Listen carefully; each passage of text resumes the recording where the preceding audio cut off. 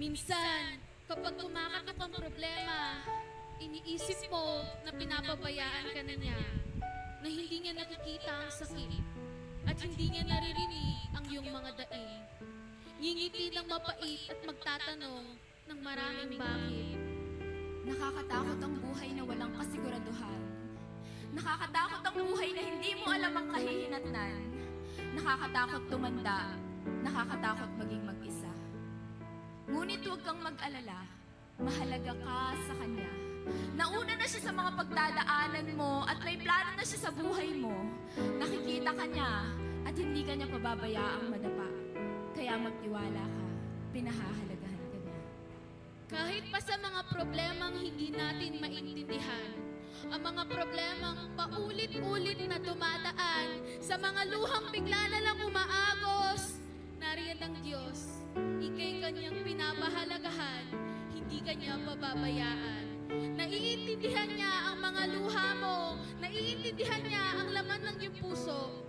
Maging ang mga luha na hinahayaan mo lamang na tumulo, ang mga luha na pinupunas mo lamang sa panyo, ay mahalaga sa kanyang puso. Iniipon niya ito at isinusulat sa kanyang libro. Maski ang bilang ng iyong buhok, kahit pa mga patay at marurupok, alam niya, bilang niya, ganun ka kahalaga sa Kanya.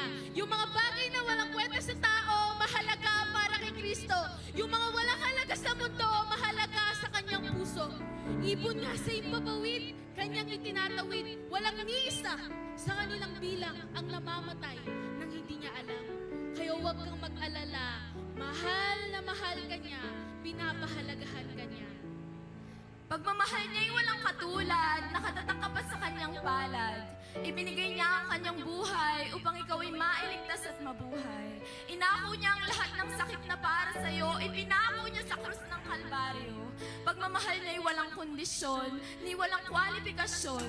Kaya anuman ang pinagdadaanan mo, mas higit ang pagmamahal niya sa'yo. Sinlaki man ng barko ang pinagdadaanan mo, ang pag-ibig niya'y sinlaki ng dagat na nilalanguyan nito. Hining-hindi ka niya pababayaan, hining-hindi ka niya iiwan.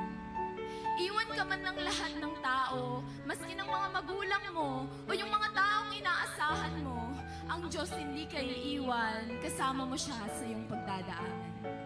Maski sa iyong pagtanda, na walang kasiguraduhan kung mayroon kang makakasama, o kung mayroon pang sa'yo ay mag-aalaga, huwag kang mag-alala, ipinangako niyang hindi ka mag-iisa. Aalagaan ka niya, sasamahan ka niya, hindi ka mag-iisa. Kaya ano man ang pinagdadaanan mo, ipagkatiwala mo kay Kristo, bitawan mo, at hayaan mo siya ang humawak nito. Walang mahirap sa Kanya, walang imposible sa Kanya, kaya ano pang ikinakatakot mo kung ang Diyos ang may hawak ng buhay mo?